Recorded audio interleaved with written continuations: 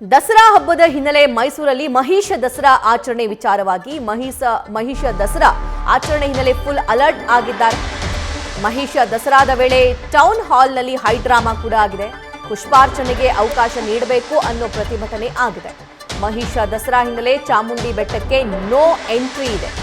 ಬೆಟ್ಟದಲ್ಲಿ 144 ಸೆಕ್ಷನ್ ಅನ್ನ ಪೊಲೀಸರು ವಿಧಿಸಿದ್ದಾರೆ. ಸರ್ಪಗಾವಲು ಕೂಡ ಇದೆ.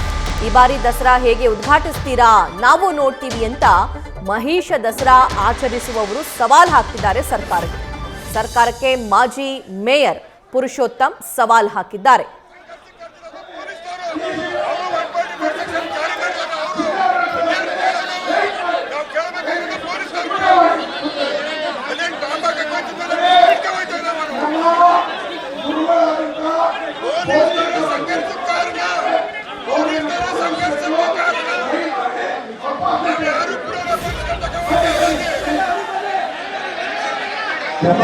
ಎಲ್ಲರೂ ಕುಳಿತುಕೊಳ್ಳಿ.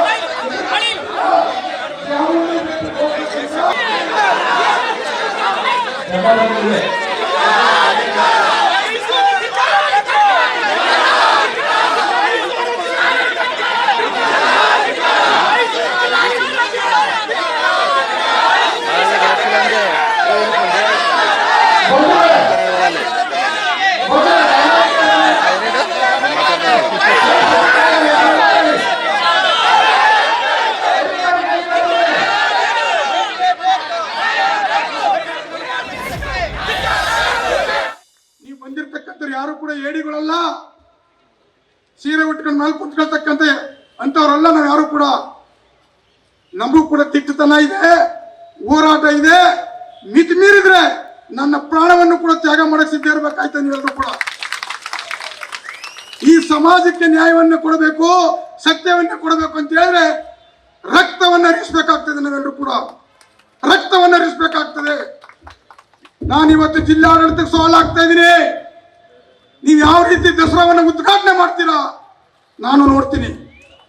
ನಿಮ್ಮ ದಸರಾವನ್ನ ಯಾವ ರೀತಿ ಉದ್ಘಾಟನೆ ಮಾಡ್ತೀರಿ ಅಂತಕ್ಕಂಥದ್ದನ್ನ ನಿಮ್ಗೆ ನಾನು ಸವಾಲ್ ಆಗ್ತಾ ಇದ್ದೀನಿ. ಇಲ್ಲಿ ನಡೀತಕ್ಕಂಥ ಮಹಿಷಾ ದಸರಾವನ್ನು ಹೊರತುಪಡಿಸಿ ಇವತ್ತು ನಿಮ್ಮ ದಸರಾವನ್ನ ನೀವು 12ನೇ ತಾರೀಕಿಗೆ ಯಾವ ರೀತಿ ಆಚರಣೆ ಮಾಡ್ತೀರಿ ಅಂತಕ್ಕಂಥದ್ದನ್ನು ಕೂಡ ನಾನು ಎದುರು ನೋಡ್ತಾ ಇರ್ತೀನಿ. ನಿಮ್ಮನ್ನ ಒಂದು ಕಡೆ ಈ 24ರ ದಸರಾ ಇಡೀ ರಾಜ್ಯಕ್ಕೆ, ಇಡೀ ದೇಶಕ್ಕೆ ಕೆಟ್ಟ ಸಂದೇಶ ಹೋಗ್ಬೇಕು.